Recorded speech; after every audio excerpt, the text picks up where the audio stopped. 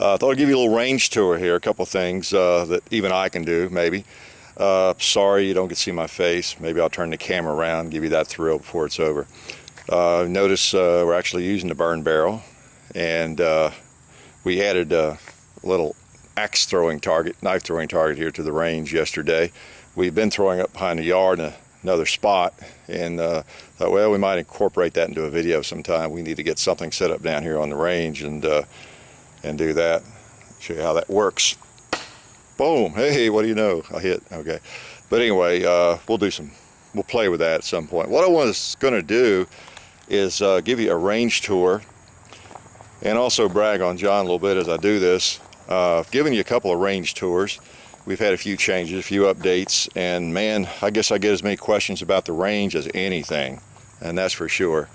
And as we're getting started out here, give you a look at things. I hope you all do appreciate the good work John does. I can be fairly creative at times, but I tell you what, he carries the creative load on so much of what we do.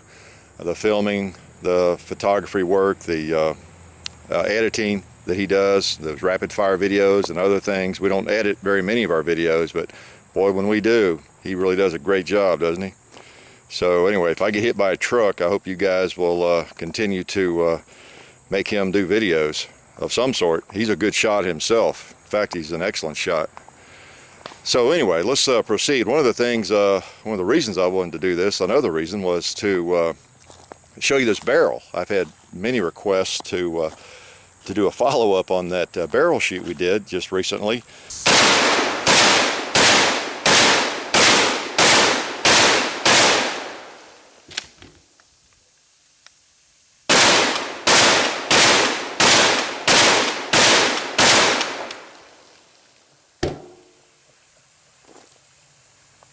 I love a flood. What we call it, the Slug barrel shoot, I think. And again, I'll give you a close-up on those holes. Looks like we shot it with about a 1-inch gun, doesn't it? It's interesting, the hole it makes, because a 12 gauge is really only 3 caliber or something like that, but it really makes a large hole. Of course, the fascinating thing was, and the thing we get a lot of questions about, is did it go through it? And of course, they did not. Well, I say of course, I mean of course as we see it, they did not. There's the back of the barrel. There's not even a dent, really. I mean, there's one little spot down there where you can see that one got, against it maybe. But that might have hit after most of the water was out, or there wasn't much water left. I don't know. It's not exactly a perfect science, the way we do these things. So I thought you might find that interesting. I've answered a few questions about it, so I think you know that it didn't go through. And we're learning just like you guys. We do a lot of these silly things. We never know what to expect. We were actually expecting a more dramatic reaction than the AK gave us. Hopefully you've seen the AK, I believe it's called AK Rapid Fire, where we shot up the barrel. That was back in the fall. And man, that barrel started going crazy. That was a real surprise to me, and I loved it. Didn't expect that. I know the M1A will do quite a bit in that regard too. We'll get it dancing. When Steve Lee was here and we were both shooting at it, it really did some jumping around, tried to fall over. I think it did eventually, didn't it? But what we did on this one, we really expected it to go crazy, so we put some small fence posts behind it, as you see here. That's how we rigged it up. We didn't want it to fall over on the first shot or two. We were afraid that's what would happen, throwing slugs at it. 1-ounce slugs, and I don't know, maybe it would have, but anyway, I was a little surprised it didn't go through that and blow holes in the back even, but you have a lot of mass there. As you see, they're all in the bottom of the barrel. There they are down there, and all except a couple I dragged out. See, it flattens them out, and that's with hitting no steel except going through the front side. Okay, you see me perspiring and dripping into the barrel. It's very hot again. Imagine that, Tennessee. And I did pull a couple out so I wouldn't be reaching into the barrel trying to film. So that's what one looks like. That's what it, whoops, there we go. That's what it turned the 1-ounce slug into. And I noticed that the wads are in there. Looks like every wad is in the bottom of that barrel too. That's what that is. So it, you know, the wads stay connected to the slug. Must be some pretty good bonding materials they use there. And so there's a couple of them. Flattens those babies out.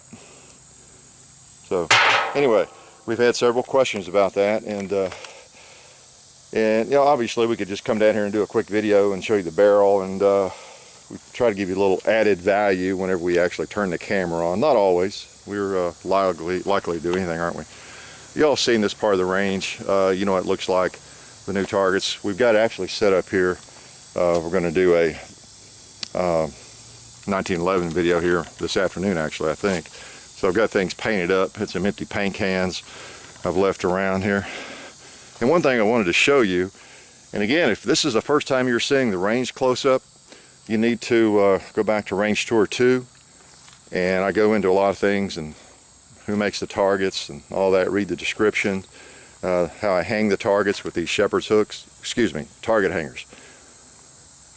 Hardware stores call them shepherd's hooks, but they're really target hangers. They just don't know it. And so I'm going to walk across here. One thing I'm not sure we've given you is kind of a view back across the hill and get an idea of where we're shooting from. I'm walking down in the hollow here now, trying not to jiggle around too much. You see all our little animal farm up here on the hill that you've seen many times. A couple down here we don't really shoot at much. We in videos, I guess, just lots of odds and ends. When you have your own range, you've had it here for 26 years, you end up with all sorts of things. You know, kind of like a barnyard, various things you shoot at when you're in the mood or not. Of course, you probably haven't seen down that way. That's to the right of the range, of course. Goes back into the woods, a hollow down in there. It's a gully, goes down through there. John used to play down there a lot as a kiddo. And these animals, again, most of you know, they're heavy, they're thick. You know, that's why they don't always fall. And you see one hung there. I've shown you how they hang. Nice big trees down in here. And we really don't hit them with any bullets. We've got the range pretty much cleared out. There was one tree here I had to take down, a persimmon tree, when we bought this place. That's why I put the range here. There wasn't much on this hillside at the time. And we come up through here, and of course we got a rifle target up there and have all kinds of tires and contraptions to keep the bullets splatter in there. We're going to redo that, I think, with some railroad ties, where it's not so trashy. Not that a range is something you have to worry about being trashy. It's stuff you're shooting up, right? And then the gong there, the 80-yard gong. We're thinking about possibly redoing that, putting, it'd take $200 or $300 worth of railroad ties to do it the way we want to do it, but we may get that done too. And then for the folks, we get the occasional comment, of course, about is that really 230 yards? I think actually we don't have any of the gongs up right now. We've got some other things planned over there. But you know, there's the wall over there. It's on the other hill. You know, when we zoom from over there at the house, when we're shooting, it appears to be, you know, maybe even to the top of this hill. It's just hard to tell. But again, I'm over here now, and there's the wall over there at 230. Yeah, we don't have a gong up of any size right now. There's the old goat. I'm not as good at holding steady and zooming, of course. Now we're just about 100 yards, you know, at this point. But you see the post there, of course, that's where the gong hangs. And I've given you a tour. Look at Range Tour 2. And here's to the right of the range. I guess you haven't seen this. You know, we look back towards the house in that direction. That's one thing I wanted to show you. But I'll take you on around here a little bit to the right. The techniques videos and shooting tips things, some of those we did right in this area. And you might see a couple archery targets hanging over there in the woods. I try to keep some of those hanging so I can do a woods walk and through the biking and hiking trails. Okay. And we're coming back around here. I think you kind of know where you are. I wanted to show you the backs of the targets. Now don't pay attention to what's behind the gong here. It's rather trashy. Again, it's a shooting range. Okay, so anyway, we're at about, well, we're about 100 yards now or more. from over there. Let's go on down here near the gong. Trying to drive you crazy with my zooming. But I think you probably, all the time you've spent on this range with us, you might not have seen the back side like this. Thought it might be interesting to you. There's the big gong. And there's our little animal farm from this side. See? Now I really can't shoot them from this side because I'd be shooting towards the house. See? And going looking down into the gully, the hollow, and then across the hill there. So you can see where we are. You know, far, and then up there behind the car is where we do the long range, the 230 yards. We have to get up there. You see the shooting table right there.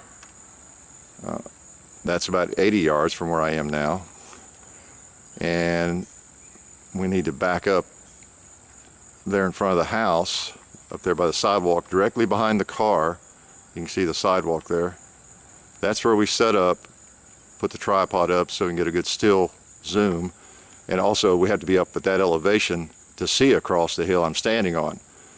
Because you know from the shooting table you really can't see the 230 yard gong or even the wall over there. So you know that's why we back up and get a little more distance and then back up also. So there's the back of the main range over there. See the swinging plates and everything. And the barrel still there. We shot up. So I'll zoom back. And here's the little animals standing over here. They're very obedient.